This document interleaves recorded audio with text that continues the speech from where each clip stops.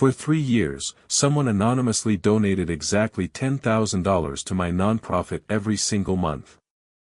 Never late. Never a penny more or less. Just $10,000, like clockwork. Then one day, the donations stopped. And a week later, a lawyer showed up at my door with a letter from the donor. The first line read, "I'm dying, and I need to confess. The money I've been giving you, I stole it from you 15 years ago. I'm Nathan Cross. And this is the story of how I discovered my anonymous benefactor was the person who destroyed my family, and the $360,000 in donations was guilt money for the $12 million they stole from us." If stories about secrets, guilt, and shocking revelations hook you, subscribe right now. You're going to want to stick around for this entire story. And hit that like button if you believe karma is real, because this story proves it. In 2018, I started a nonprofit called Second Chances. We help formerly incarcerated people reintegrate into society, job training, housing assistance, mental health support.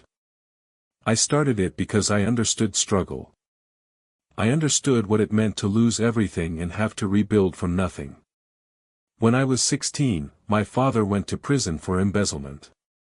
He worked as a CFO for a real estate development company, and they accused him of stealing $12 million over 5 years.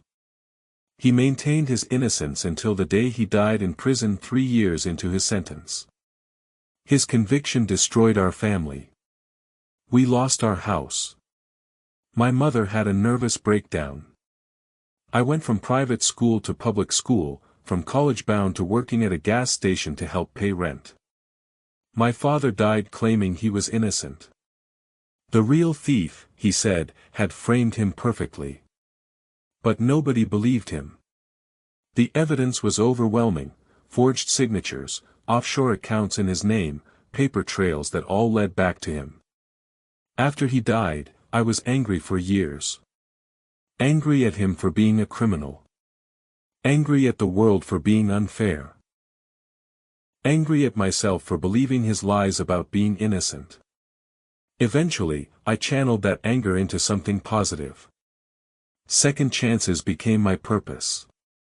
If my father had gotten a second chance, maybe he wouldn't have died in prison. Maybe our family wouldn't have been destroyed. The charity struggled at first. We operated on donations, grants, and whatever I could scrape together from my day job as an accountant. Then in January 2021, we received our first anonymous donation. $10,000. The note said simply, "For second chances." I was thrilled.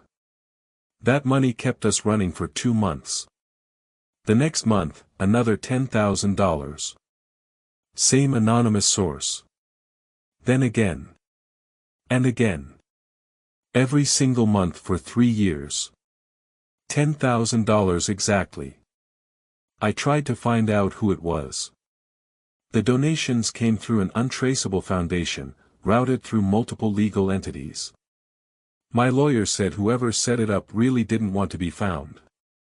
I accepted it as a blessing. Someone believed in our mission. Then in January 2024, the donations stopped. I figured maybe the donor had financial problems. It happens. I was grateful for the 3 years of support. Then on February 14th, Valentine's Day, weirdly enough, a man in an expensive suit knocked on my door. Nathan Cross. I'm Jeffrey Paulson, attorney for the estate of Margaret Chin. I didn't recognize the name. I'm sorry, who? Margaret Chin passed away last week. In her will, she left instructions for me to deliver this to you personally. He handed me a sealed envelope and a leather-bound journal. I should tell you, Jeffrey said, his expression uncomfortable. Miss Chen was very specific. She said you might be angry after reading this. She asked me to tell you that everything in the journal is true, and there's documentation to prove it. He left before I could ask questions. I opened the envelope. The letter was handwritten. Dear Nathan. You don't know me, but I've known you for 15 years. I've watched from a distance as you built your life, created your charity, and became a good man despite everything that happened to your family. I'm the person who's been sending you $10,000 every month. I'm also the person who destroyed your father. My name is Margaret Chen, and I was your father's assistant at Davidson Development. I'm the one who stole the $12 million. And I'm the one who framed your father for it. I'm dying now. Pancreatic cancer, stage 4. The doctors give me weeks. Before I go, you deserve to know the truth. The journal contains everything, how I did it, why I did it, and what happened to the money. And Nathan, I know this doesn't fix anything, but I'm sorry. I'm so sorry. The $360,000 I've given your charity over 3 years is a fraction of what I owe. But it's all I could give without revealing myself. The rest is in offshore accounts I can't access without triggering investigations. I destroyed your family to save mine. That doesn't make it right. It just makes it true. I hope you can find peace knowing your father was innocent. He was a good man. I took that truth to his grave with him, and I'll carry that guilt to mine. Margaret Chen. My hands were shaking so badly I could barely hold the paper. Drop a like right now if your heart is racing just hearing this.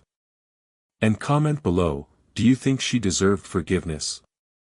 I want to know what you think. I opened the journal. It was 200 pages of Margaret's confession. She'd worked for my father for 8 years. Single mother, drowning in debt from her daughter's medical bills. Her daughter had leukemia and needed experimental treatment that insurance wouldn't cover. Cost? $2 million. Margaret had access to everything, my father's passwords, his signatures, the company's financial systems. She'd learned by watching him. She spent 6 months planning. She created the offshore accounts in my father's name. She forged documents. She moved money in tiny increments so it wouldn't trigger alarms immediately. When she'd stolen enough, she anonymously reported irregularities to the company's board. She'd been so careful that all evidence pointed to my father. The journal detailed everything. May 15, 2009, transferred $50,000 to Cayman account. Used Thomas's digital signature. He'll never notice. June 3, 2009, another $75,000. Sarah's treatment is working. The doctors say she might make it.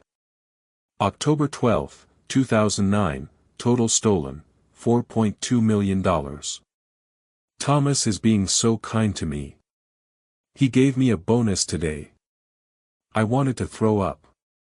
February 8, 2010, they're investigating. I planted the evidence in Thomas's office. I'm sorry, Thomas.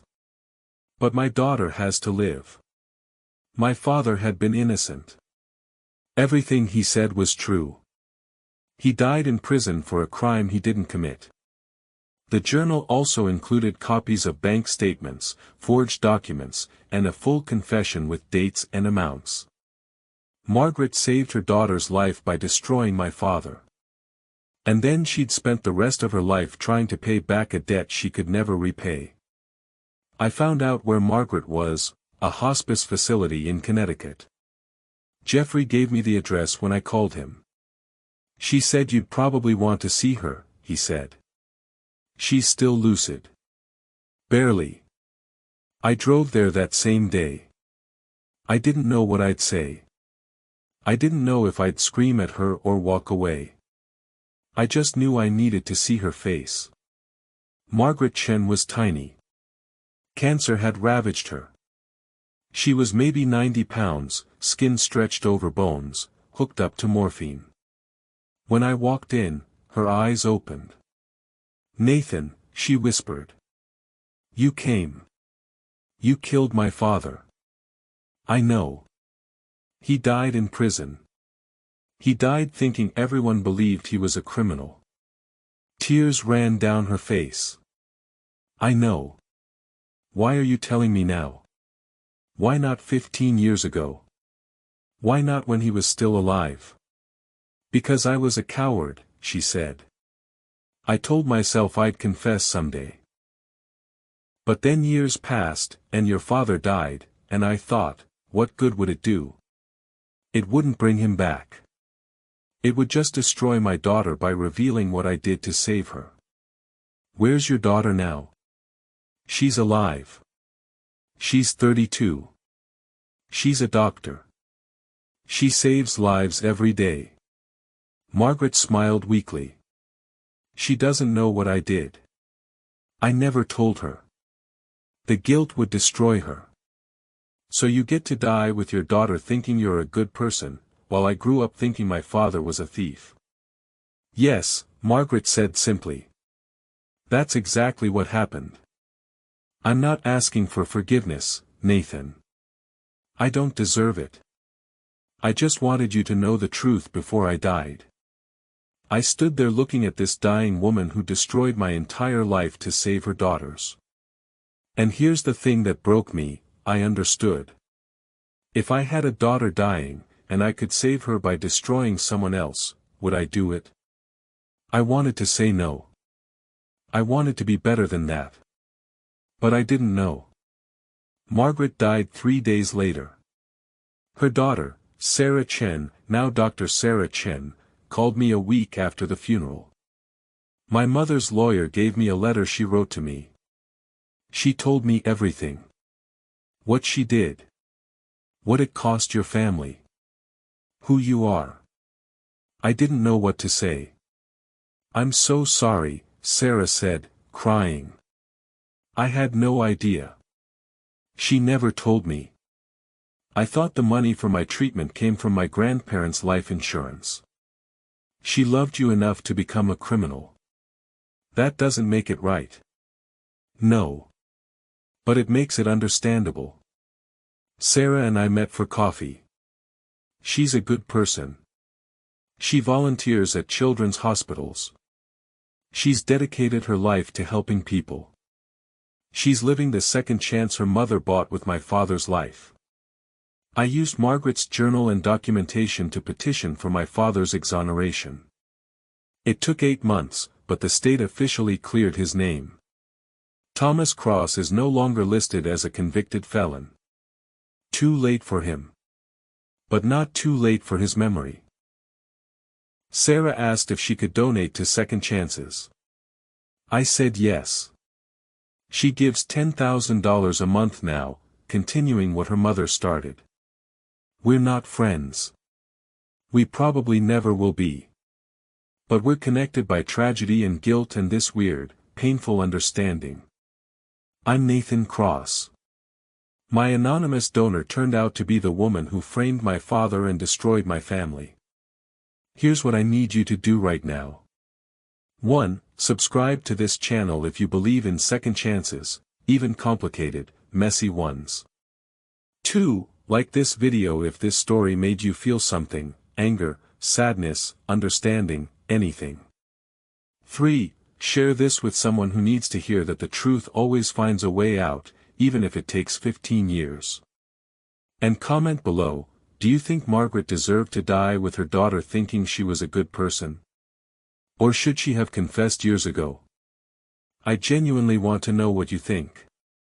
The truth is complicated. People are complicated.